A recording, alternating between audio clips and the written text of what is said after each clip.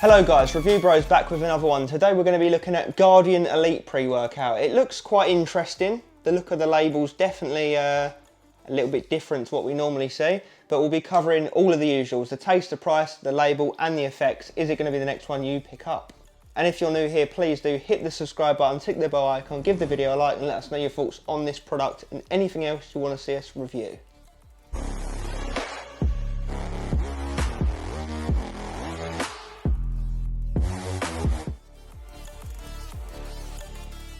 Okay, taste and mixability. So we have got the only flavour it comes in as far as I can see, strawberry punch. So how's it going to taste? Mixability wise, not too bad, about average I'd say. There's some bits settled at the bottom. I just finished stirring it like literally 30 seconds ago. So yeah, about average mixability. It's a 16.9 gram scoop, so probably a tad above average. Same as Rect Extreme scoop actually, funny enough. But let's see how it tastes.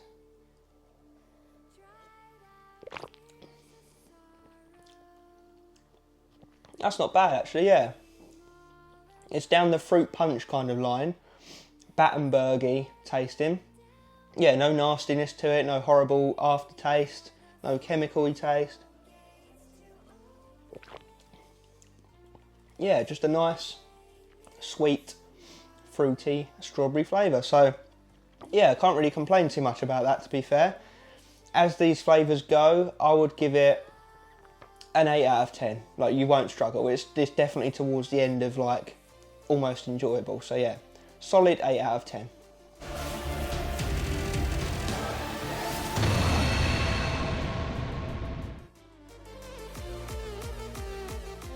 So you can pick this up from guardianfitness.us for $34.99 or $1.17 per the serving. It is a 30 serving tub that always gets a thumbs up from us because it means it will last you an entire month if you was to use it daily and obviously train daily.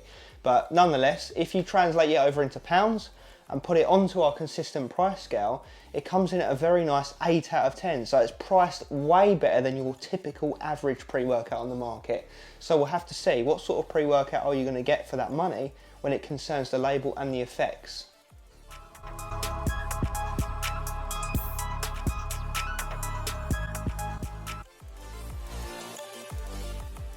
Okay, let's get into this label. It's a bit of a long, weird one, so I'll try and get through it as quickly as possible, but it says on the side here, intense pre-workout for optimum results, maintains energy throughout your toughest lifts, maximises potential, enhance your performance, live the Guardian lifestyle. So let's see if the pre-workout does actually live up to those claims. So it says 16.9 gram scoop, above average, we'll take that. Then we have first up the amino acid beta-alanine at 3.5 grams. We normally only look for 3.2 grams of clinical, so it's above that, so we'll take it. It's going to help with endurance when it builds up in your system, but why we like it, and most people like it, is it gives you that sense of urgency with that itchy tingly sensation when it kicks in. Then we've got BCAAs, branched chain amino acids, 2:1:1 ratio, 2.5 grams. Are they really needed in a pre-workout? No. Are they needed in general? Not really, but they're in there. So, you know, take it or leave it, but it's going to help with recovery side of things, the building blocks of protein. Then we've got L-taurine at a gram, nice dose. It's going to help with cognition, energy production within the body and hydration.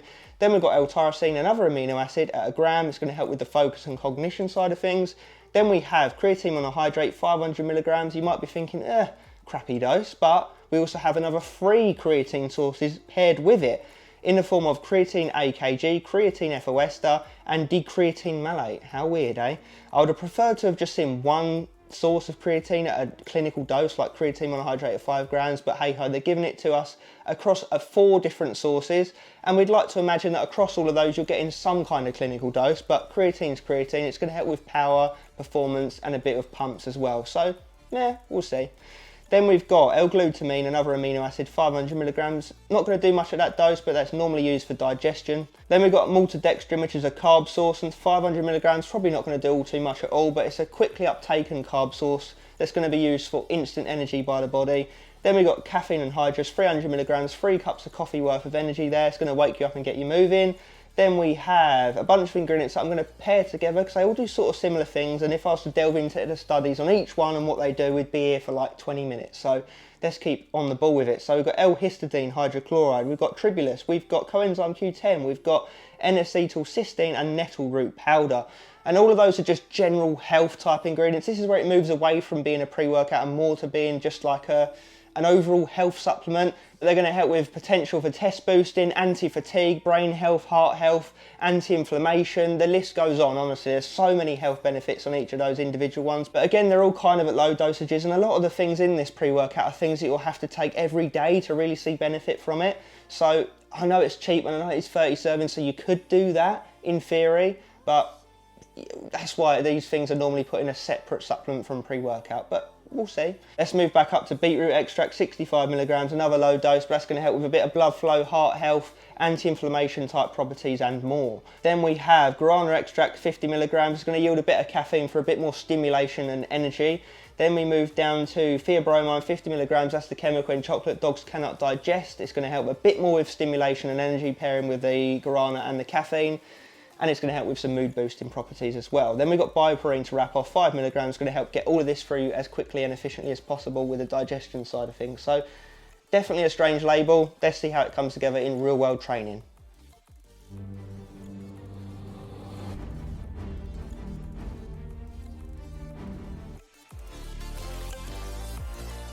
Okay, effects time of Guardian Elite pre-workout. In the several times myself and Aaron have used it. So let's get into it.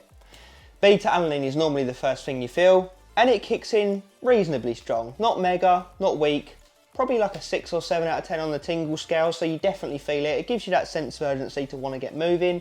You also feel that 300 caffeine hit you very nicely. It's quite a smooth onset of energy. It's nothing crazy, and that leads me on to my point of this is very much a daily driver pre-workout. It's very much suitable for beginners, for intermediate people perhaps, but it's not going to blow anyone's head off.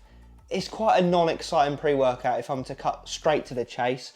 You're also getting no pumps from this pre-workout virtually. I mean, we're not looking at really any pump ingredients, at least not directly anyway. I mean, you might get some as a result of a bit of taurine, a bit of creatine, but we're not talking juicy pumps at all with this pre-workout. So pumps almost not on the table at all. So what are we really getting from it when we actually look at it from an acute performance enhancing pre-workout standpoint? Well, we're getting the caffeine, you're obviously going to feel that. You're getting the beta-alanine, you're obviously going to feel that. And maybe some focus from the L-tyrosine and some creatine effects possibly, but even then, the rest of it though is all very much background stuff that you're not really going to feel in an immediate pre-workout sense, stuff that's perhaps going to build up in the background as you use it day in day out if you were to do that. And I think that's the issue with this pre-workout, is it's not doing much for you in an acute pre-workout context. It's doing stuff for the long run, and that's not why you buy a pre-workout. I'd much rather see them get rid of the BCAAs, get rid of all those other amino acids and test boosting health ingredients and replace them with pump ingredients, more focus ingredients, maybe a bit more stim, you know, really flesh it out in terms of a pre-workout. So it's one of those things, isn't it? I mean, I do appreciate the unique approach, but at the same time, you buy a pre-workout for being a pre-workout. You don't buy it for all these building up in your system background type health test boosty style ingredients necessarily, do you? But for people that are after that kind of pre-workout, that are willing to use it virtually every day, every 30 days, and buy more and more for those effects to build up in your system, then at least there's an option for you. So let's start talking about the elements we look for. Energy, scale of 1 to 10, I would say it comes in at a 6 out of 10. I do think it's above average energy. I mean, you are getting the 300 caffeine, the theobromine and the guarana, but vaguely above average. You do definitely feel it, don't get me wrong, but it's not anything crazy. So 6 out of 10 on the energy standpoint.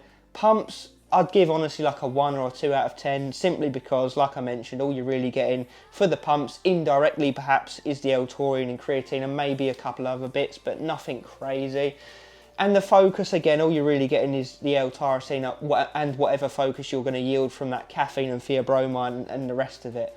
So I would say focus is below average at like a 3 out of 10. So it's not smashing anything out of the park. But at the same time, fair play to it, there are no negatives with this pre-workout at all. You know, no jitters, no missing meals, no keeping you up all night, no jittery, anxious, horrid feelings from it. So it's very consistent in that every time you use it, you know what you're going to get from it. It's not going to suddenly send you into oblivion with nasty side effects. So it just depends what you're after. That's what it comes down to. But as a pre-workout, overall, you know, it didn't take away from our training sessions. It just didn't add too much either. It's quite a forgettable experience in all honesty. I would give it a bang average 5 out of 10 as pre-workouts go, you know, because you are getting the energy, you're getting the beta-alanine, you're getting a bit of focus, and there are no negatives, but it's really not doing too much for you either. Now, is it worth that price point? I think it worked out as 88p a go if you translate it into pounds. 8 out of 10 on the price scale. I would say it is just about worth that. I would pay 88p for a scoop of this, I would. But at the same time, there are other pre-workouts on the market that you can get from around that price point that are a lot better. So, you know, it just depends, doesn't it, what you want. So I think I've covered everything. You know, it's not a bad pre-workout, but it's also not good, great, or amazing. It's just okay. It's just, all right, I'll have a scoop. You know, it'll do the job, but that's literally it. It's like literally having a strong energy drink and some other little bits chucked in alongside it, but nothing crazy. So 5 out of 10 is the average score, bang average pre-workout, nothing exciting, not terrible either. We'll get the job done to the absolute basic level. But anyway, let me know what you think down below of this pre-workout. Is it something you'd use? Do you appreciate the more unique approach to the product, or would you prefer just to have a straight down the line actual pre-workout? Let us know. And as always, stay stimmed. Potentially.